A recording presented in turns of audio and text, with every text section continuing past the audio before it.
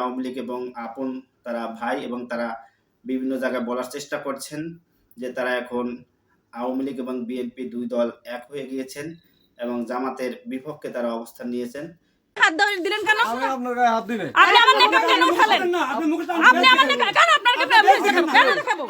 না আপনাকে বেশ দেখাবো না। আপনি বেশি দেখেন না। এবং গণভোট সেটির বিপক্ষে তারা অবস্থান নিয়েছেন। তারা সংস্কার চাননি এবং সংস্কারের কথা যখন উঠেছে তখন তারা নোট অফ ডিসেন্ট দিয়েছেন, সেগুলো নিয়ে অনেক কথা হয়েছে। তো সারা বাংলাদেশে জামাত ইসলামীর এই নারী কর্মীদের যে নির্বাচনী তারা প্রচারণায় গিয়ে হামলার শিকার হচ্ছে, সেখানেও কিন্তু প্রশাসন এবং সরকার নীরব একটি ভূমিকা পালন করছেন এবং কাউকে সেখানে গ্রেপ্তার করছেন না। এ কারণে কিন্তু আরো দিন দিন কিন্তু হামলার পরিমাণ বাড়ছে এবং তারা যেটা বলার চেষ্টা করছেন বিএনপির এবং তারা যে মহিলারা কেন ভোট চাবেন, কিন্তু তাদের কিন্তু মহিলা নেত্রীরা বাড়ি বাড়ি গিয়ে ভোট চাচ্ছেন, সেটা কোনো সমস্যা নেই। শুধু জামাত ইসলামী যখন মহিলারা বাড়ি বাড়ি গিয়ে ভোট চাবে সেটা তাদের সমস্যা এবং বিভিন্ন জায়গায় মহিলাদের গায়ে হাত তোলা হচ্ছে এবং প্রকাশ্যে সেগুলো করা হচ্ছে। এখানে দেখবেন যে বিএনপির যে সোশ্যাল অ্যাক্টিভিটিস যারা রয়েছেন তারা কিন্তু এখানে নীরব। কিন্তু এটা যদি জামাতের বেলায় হতো বা এটা যদি বিএনপির কারো করা হতো, তারা কিন্তু এই মিটিং মিছিল করতো। বাম সংগঠনগুলো যারা রয়েছেন সেটা শাহবাগে দাঁড়াতো, তারা টিএসসিতে দাঁড়িয়ে যেত এবং তারা টক শো বিভিন্ন জায়গায় কিন্তু এটা বলার চেষ্টা করতো। কিন্তু এখন তারা কোনো চুপচাপ রয়েছেন। বাংলাদেশে একজন টক শো বুদ্ধিজীবী রয়েছেন যিনি জাহাঙ্গীরনগর বিশ্ববিদ্যালয়ের একজন ম্যাডাম, তিনি বিএনপির পক্ষে হয়ে বলেন কিন্তু তিনি বিএনপি করেন না সেটাও বলেন। কিন্তু জামাত ইসলামী কোথায় কি করছেন সেটা সোশ্যাল মিডিয়ায় যদি ভুল নিউজও হয় সেটা তিনি ওন করেন এবং সেটা তিনি টক শোতে বলে বেড়ান যে জামাত ইসলামী এটা বলেছেন। কিন্তু বিএনপি যখন কোনো কিছু করেন সেটা কিন্তু তিনি বলেন না। সেটা যদি মূলধারার কোনো গণমাধ্যমে আসে সেটাও কিন্তু তিনি বলেন না। এটা হচ্ছে তাদের দ্বিচারিতা, অর্থাৎ তারা টক শোতে বলেন যে আমরা বিএনপি করি না, কিন্তু বিএনপির পক্ষে সব কথা বলেন, আবার জামাতের বিরুদ্ধে বলেন, কিন্তু আবার বিএনপিও করেন না। এরকম করে কয়েকজন বুদ্ধিজীবী রয়েছে বাংলাদেশে, তারা টক শো করে বেড়াচ্ছেন। তারা এখন তারেক রহমান আসার পরে আমরা গত 16 বছরে দেখেছি শেখ হাসিনার পাশে যারা টক শো করতেন বা যারা বুদ্ধিজীবী হিসেবে পরিচয় দিতেন, তারা যেভাবে তেল মারতেন শেখ হাসিনাকে, সেই একই অবস্থা তারেক রহমান আসার পরে তাদের চরিত্র চেঞ্জ হয়ে গেল এবং তারেক রহমানকে তারা তেল দেওয়া শুরু করলো। এরপরে তারা যেটা বলার চেষ্টা করছেন তারা বিএনপি করেন না, কিন্তু একই সাথে কিন্তু বিএনপির পক্ষ অবলম্বন করছেন এবং জামাতের বিরুদ্ধে কথা বলছেন। তো এই অবস্থার মধ্যে দিয়ে বাংলাদেশের এখন যে অবস্থা এবং সামগ্রিক এই ১২ তারিখের নির্বাচন ঘিরে রাজনৈতিক মাঠ যদি আরো উত্তাপ ছড়ায় অথবা নির্বাচনের যদি সহিংস পরিস্থিতি তৈরি হয়, সেখানে প্রশাসন আসলে কতটা ভূমিকা পালন করতে পারবে সেটা আমরা দেখেছি। একজন সেনা সদস্য তিনি বলতে শোনা যায় যে তিনি তাদের জামাত প্রার্থীর তার নিরাপত্তা দিতে পারছেন না। তারা এতটা অসহায় যে একজন প্রার্থীকেও তারা নিরাপত্তা দিতে পারছেন না।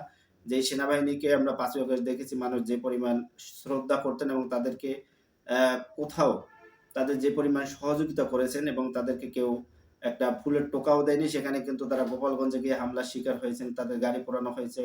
আওয়ামী লীগ এবং বিএনপিও কালকে তাদেরকে সেনা সদস্যদেরকে মারধর করেছেন। তারা শুধু এই ২ টি জায়গাতেই কিন্তু তারা দুর্বল এবং এটি যদি জামাতের ক্ষেত্রে হতো তাহলে কিন্তু অনেকজন এতক্ষণে গ্রেপ্তার হয়ে যেতেন এবং মামলা হয়ে যেতেন এবং সেনা সদস্যরা সেখানে অ্যাকশনে যেতেন। তো একটি পরিস্থিতি তৈরি হওয়ার পরও তারা কেন অ্যাকশনে গেলেন না এবং যারা সশস্ত্র অবস্থান নিয়েছেন তাদের বিরুদ্ধে কোনো অ্যাকশন তারা যায়নি, বরং তারা যাদেরকে রাস্তা অবরুদ্ধ করা হয়েছিল তাদেরকে অন্য রাস্তা দিয়ে যাওয়ার জন্য নির্দেশ প্রদান করেন এবং তাদেরকে অনুরোধ করেন। এটা হচ্ছে তাদের অসহায়ত্ব। যেই বাংলাদেশ সেনাবাহিনীর কাছে বাংলাদেশের সার্বভৌমত্ব রক্ষার দায়িত্ব, অর্থাৎ পার্শ্ববর্তী দেশ থেকে কোনো বহির্বিশ্বের কোনো দেশ থেকে শত্রুর আক্রমণ থেকে রক্ষা করার জন্য যেই সেনাবাহিনী তৈরি করা হয়েছে বাংলাদেশে, তো সেই সেনাবাহিনী বাংলাদেশের সশস্ত্র অর্থাৎ বাংলাদেশের নাগরিক যারা সশস্ত্র অবস্থানে রয়েছে তাদের কাছে আত্মসমর্পণ করে।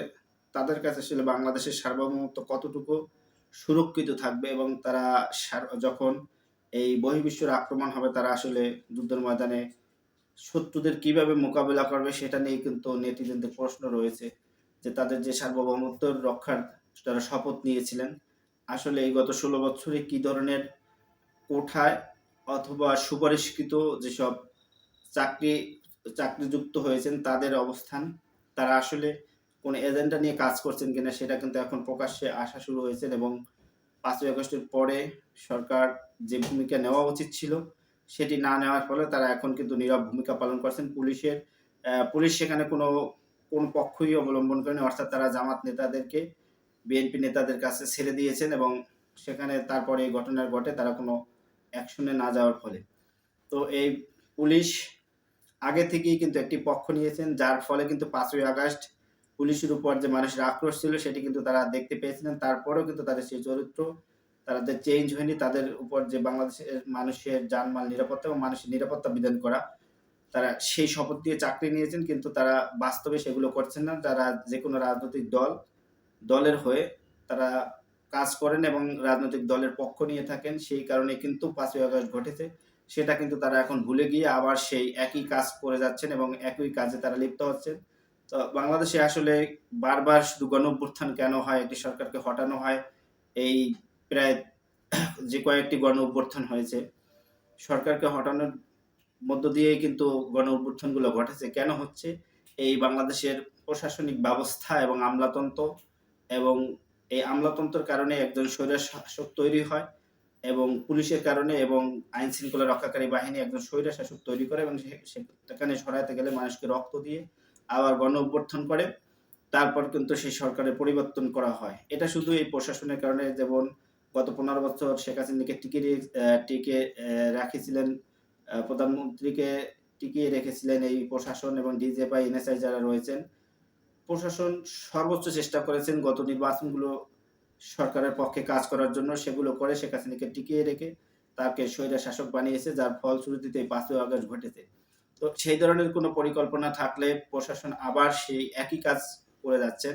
তাদের কাজ ছিল যারা অস্ত্র নিয়ে সেখানে অবস্থান নিয়েছেন তাদেরকে নিবৃত্ত করা এবং যারা সেখানে সশস্ত্র অবস্থায় ছিল না, অর্থাৎ জামাতের নেতাকর্মীরা খালি হাতে ছিল, তাদেরকে নিরাপদে সরিয়ে নেওয়া, সেটা করতে তারা ব্যর্থ হয়েছেন।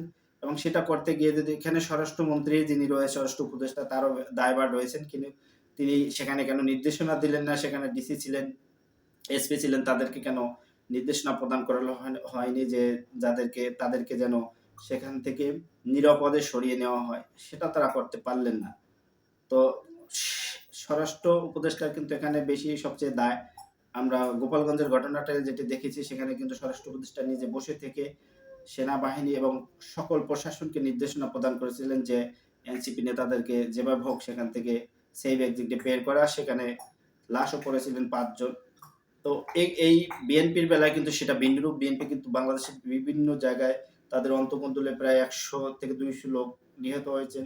সেগুলোর ব্যাপারেও স্বরাষ্ট্র উপদেষ্টার কোনো পদক্ষেপ নেই এবং একটি মামলাও হয়নি এবং কাউকে গ্রেপ্তার না করার ফলে এখন কিন্তু সেই আগ্রাসন আরো ভয়ঙ্কর রূপ ধারণ করছে। নির্বাচনকে ঘিরে যেভাবে মানুষকে হুমকি দেওয়া হচ্ছে, কাউকে কেন্দ্রে যেতে দেওয়া হবে না এবং ভোট চাইতে গেলে সেখানে তাদেরকে হেনস্থা করা হচ্ছে, সেই অভিযোগগুলো আসার পরও কিন্তু নির্বাচন কমিশন কোনো কথা বলছেন না এবং আইন শৃঙ্খলা পরিস্থিতি নিয়ে তাদের যে অবস্থান সেটাও কিন্তু পরিষ্কার করছেন না। বাংলাদেশের বিভিন্ন জায়গায় হামলা এবং রক্তক্ষয়ী সংঘর্ষ, গতকালকে শেরপুরের যে ঘটনা, সেখানে একজন নিহত হয়েছেন এবং অনেক